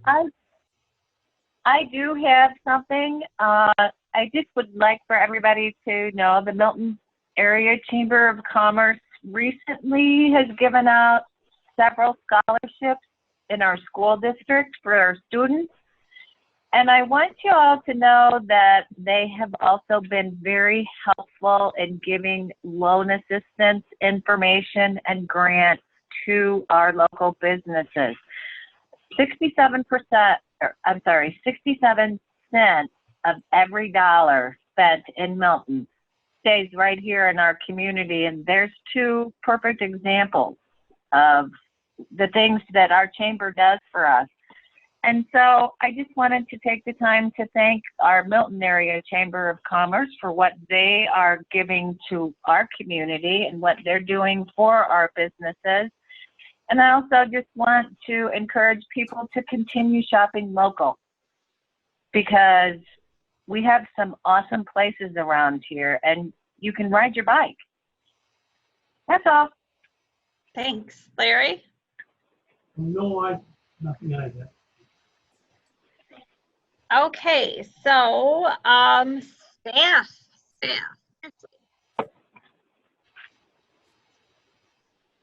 Ashley? Sorry, I didn't hear you. We've had, let's see, 716 curbside pickups since April 27th when we could start that. We've been averaging about 40 a day the last week or so when we extended our hours.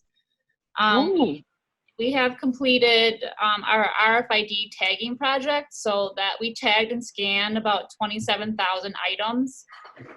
That's going to allow us for faster checkout and faster delivery among the 27 libraries. So it's kind of good to have that done.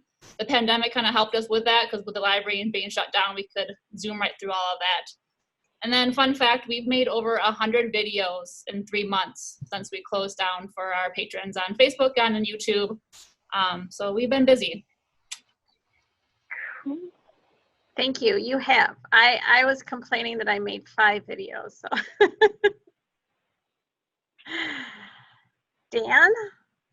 The only thing I'd piggyback off of what Teresa said about the Fire Commission, I did meet with Ernie, Pete, Jeremy, and Chris, and a couple other folks from Janesville on Friday morning. We started to put some stuff together, and we're just waiting to get some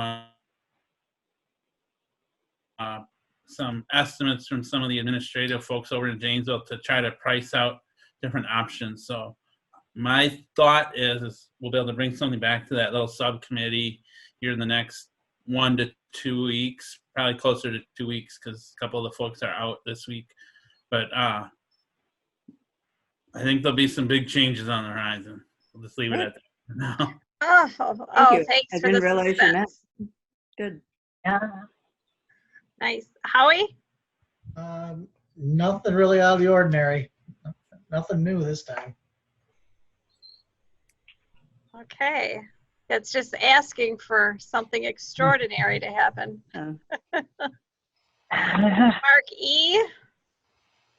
The affluent force main project on Pine and Newville Road for the interstate work has been going on the last couple of weeks. That should get wrapped up next week. Elizabeth Street work will most likely start the end of this month and be completed by mid-July. Continuing to work on the capital improvement plan stuff, going through some numbers with Dan.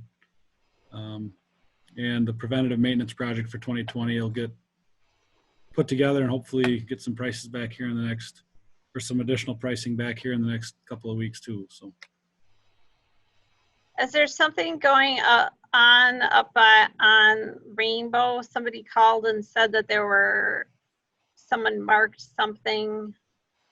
Yeah, there's Elizabeth Street, goes between Rainbow and Skyview. Okay, I'll get back to that person on that. Chief. So I want to thank the people that have reached out to us in this kind of new era of police reform. We're hearing from the community, and that's an awesome thing. There are things that I'm working on that you'll be hearing more about as I make some changes and do some things within the police department. So I wanted to acknowledge that. Another policing event to acknowledge is we had a squad car legally parked a couple of days ago when it was rear-ended by a driver, and the car has now been totaled. So we will be working on some alternatives and figuring out what we're going to do next, working together with Civnic and Inga and Nick at DPW on seeing where we can get our next squad car from and what happens next. So that's what I got for you. I would just like to quickly emphasize that our squad was legally parked. Just wanted to make sure we're all on the same There was page. like a little glitch there, and it sounded like you may have said illegally parked. We were not illegally Yeah, I parked. wasn't sure either. Yeah. I'm just like, Yes. okay. So It I was just wanted to make legally sure we all parked. understood. Yeah, it was legally parked, unoccupied, and the other driver and passenger were not hurt. So Well, that's good. that's what we got. Good. Inga?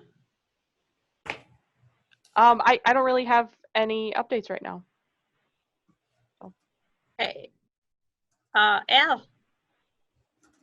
No major updates. I think folks have kind of seen what I've been working on for the last couple of weeks on the agenda tonight, and there's certainly a lot more to come over the next couple of weeks hopefully in terms of new development projects and looking to get back to some degree of normalcy with City Hall reopening. We've already kind of started the new team schedule this week already, so that won't change for us too much. But hopefully we can kind of continue to head in the right direction. That's everybody's goal. That's everybody's hope. We certainly don't want to, yo-yo. So that's it. That's it. All right. Okay. So for team building tonight, thank you, everyone. So one of my favorite authors and speakers and podcast people is Brene Brown. And I listen to her podcast every week, and she's just fabulous. And so I wanted to, she's a researcher and in the social work field and therapy field, and her podcast is called Unlocking Us, and she started it, I think, right before lockdown, maybe.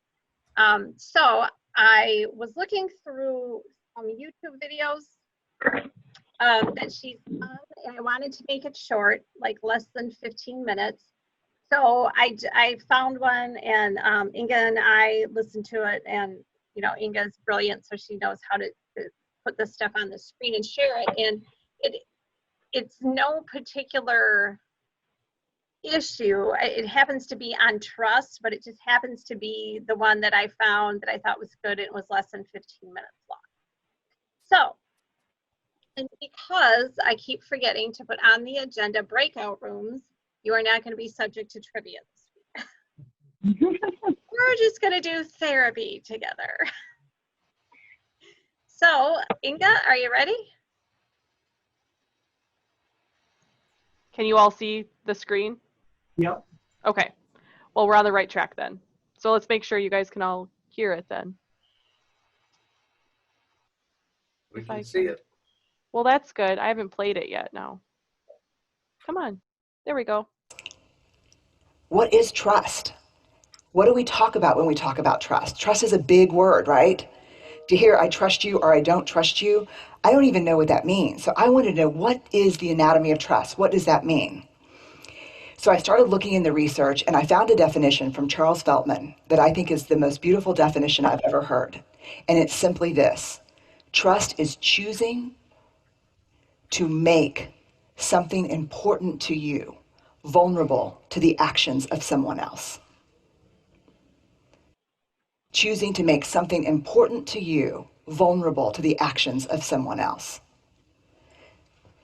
Feltman says that distrust is what I have shared with you that is important to me is not safe with you. So I thought, that's true. And Feltman really calls for this, let's understand what trust is. So we went back into all the data to find out, can I figure out what trust is? Do I know what trust is from the data? And I think I do know what trust is. And I put together an acronym, BRAVING, BRAVING, braving. Because when we trust, we are braving connection with someone. So what are the parts of trust? B, boundaries. I trust you if you are clear about your boundaries and you hold them and you're clear about my boundaries and you respect them. There is no trust without boundaries. R, reliability. I can only trust you if you do what you say you're going to do, and not once. Reliability, let me tell you what reliability is in research terms. We're always looking for things that are valid and reliable. Any researchers here or research kind of geeks? There's 10 of us.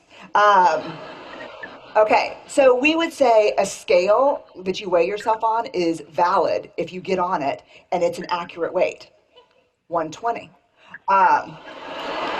Okay. So that would be a very valid scale. I would pay a lot of money for that scale. So that's actually not a valid scale, but we'll pretend for the sake of this. That's a valid scale. A reliable scale is a scale that if I got on it 100 times, it's going to say the same thing every time. So what reliability is you do what you say you're going to do over and over and over again. You cannot gain and earn my trust if you're reliable once, because that's not the definition of reliability. In our working lives, reliability means that we have to be very clear on our limitations so we don't take on so much that we come up short and don't deliver on our commitments. In our personal life, it means the same thing. So when we say to someone, oh God, it was so great seeing you, I'm going to give you a call and we can have lunch. Yes or no? No. It was really great seeing you. Moment of discomfort, goodbye. Right? But honest. So B, boundaries. R, reliability. A, huge, accountability. I can only trust you if, when you make a mistake, you are willing to own it, apologize for it, and make amends. I can only trust you if, when I make a mistake, I am allowed to own it, apologize, and make amends. No accountability, no trust. V, and this one shook me to the core. Vault. The vault. What I share with you, you will hold in confidence. What you share with me, I will hold in confidence. But you know what we don't understand? And this came up over and over again in the research. We don't understand the other side of the vault. That's only one door on the vault. Here's where we lose trust with people. If a good friend comes up to me and says, oh my God, did you hear about Caroline? They're getting a divorce. And it is ugly. I'm pretty sure her partner's cheating. You have just shared something with me that was not yours to share. And now my trust for you, even though you're gossiping and giving me the juice, now my trust for you is completely diminished. Does that make sense? So the vault is not just about the fact that you hold my confidences. It's that in our relationship, I see that you acknowledge confidentiality. Here's the tricky thing about the vault. A lot of times we share things that are not ours to share as a way to hotwire connection with a friend, right? If you don't have anything nice to say, come sit next to me. You know, that's our, yes or no? Like, our closeness is built on talking bad about other people. You know what I call that? Common enemy intimacy. What we have is not real. The intimacy we have is built on hating the same people. And that's counterfeit. That's counterfeit trust. That's not real. So the vault means you respect my story, but you respect other people's story. Integrity. I cannot trust you and be in a trusting relationship with you if you do not act from a place of integrity and encourage me to do the same. So what is integrity? So I came up with this definition because I didn't like any of the ones out there, and that's what I do when I don't like them. I do. I look in the data and I say, what's integrity? Here's what I think integrity is. 3 pieces.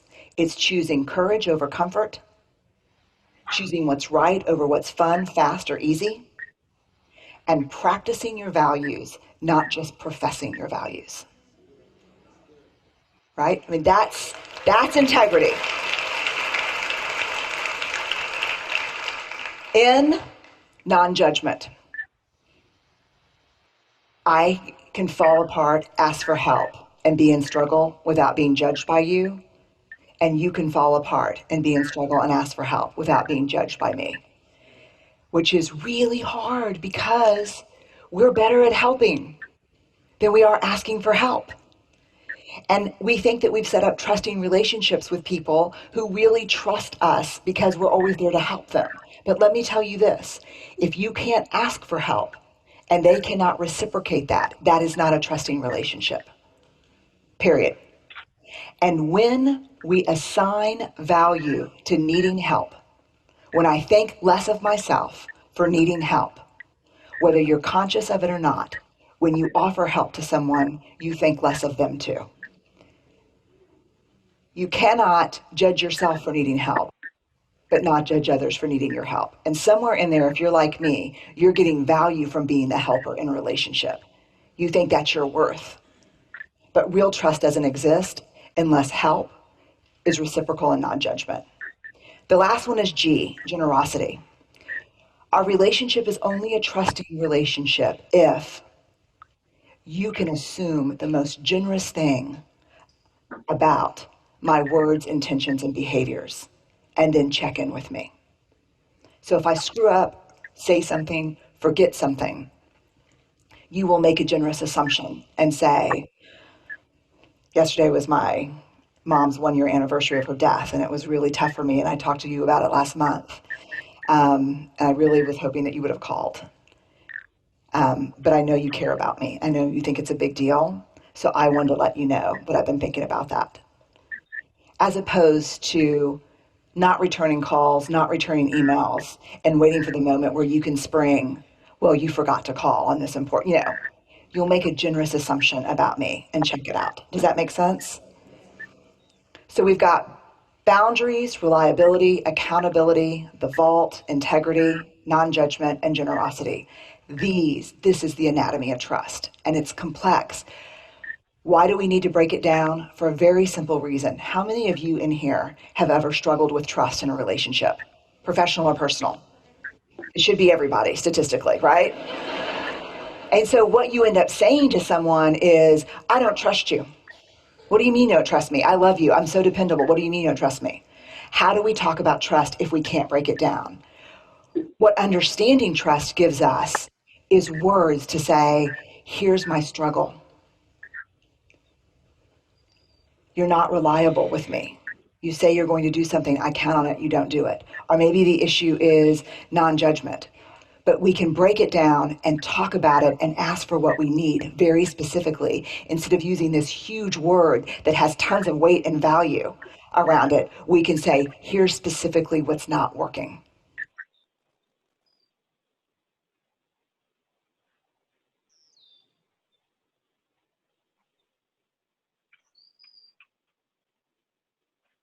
So, Hello? thank you for watching that video with me. And it's a setup, of course, for us to watch other cool videos together in the future about all sorts of things. So we can talk about it for just a couple of minutes. I don't want to, spend your evening talking about trust, but more like, what did you think of how she presented it, or the idea, or was it helpful? I guess those are things I would. Was it interesting? Because I've been talking about Brene Brown for a long time, and now I'm forced her on you all. I can vouch for Anissa talking about Brene Brown. Oh. And actually, Inga and I just talked about Brene Brown yesterday and talking about her Dare to Lead book and how, you know, there's some, she talks about some of those, live your values as opposed to just espousing them. It's ironic. I just posted a quote from one of my favorite people, Stephen Covey, on Facebook. I think it was yesterday, on trust. And I was reminded of the value of that in my life and being congruent with the people I work with. So I appreciate it.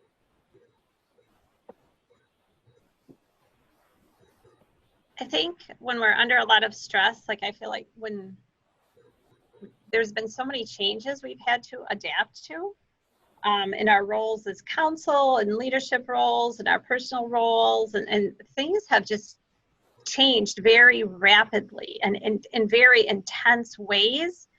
And for me, sometimes when all this change is going on, I do not think in terms of being generous, you know, all the time. When somebody does something that I think is frustrating to me or I dislike or me, like I don't always jump to that noble intent. And I think this is a good reminder to, you know, especially with, you know, people that are our family members or our colleagues, that to, you know, give people that noble benefit of the doubt and to be generous, especially now. I think everybody's under a lot of stress.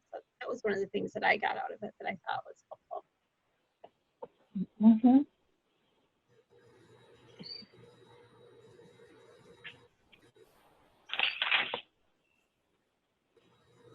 So the next one that we're going to watch is going to be on race relations next council meeting. It will be 100 times more intense. So, and it's very fitting.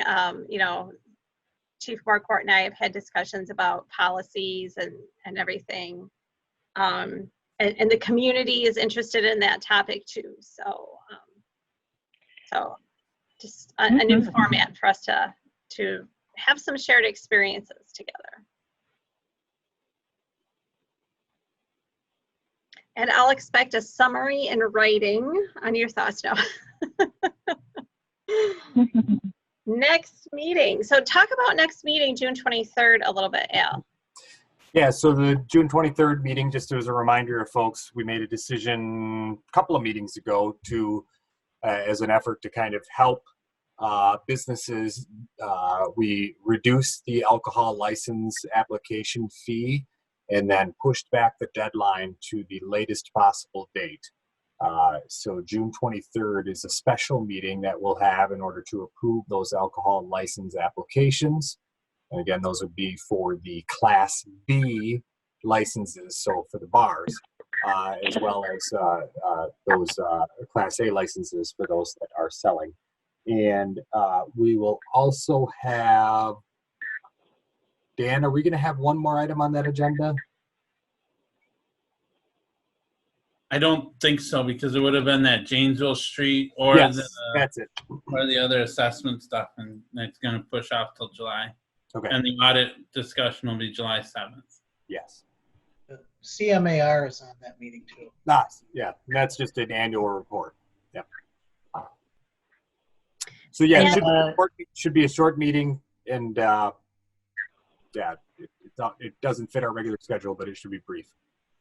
And the harassment training was canceled. And then, so can we talk about time? I have an eye appointment that day at 5 p.m. So could we meet at like 6:30 maybe? Are you going to be able to see at 6:30? I'll be able to see as good as I ever can. Okay. It doesn't matter to me. I'm comfortable meeting. We could meet at 4:30 if you want, or 4 o'clock if you wanted to do it before your eye appointment, if that works for everybody else too. I don't want. Well, I'd have to leave at 4:30, and I want to do team building, so. 6:30 works for me. That would be better for me with my work schedule. Okay. 6:30, good for me. And is it Zoom then, or we Yes, don't know yet? It would be, that meeting would be Zoom, and we do know that the July 7th meeting will have a Zoom presentation. But if we're meeting in person, we can make that happen.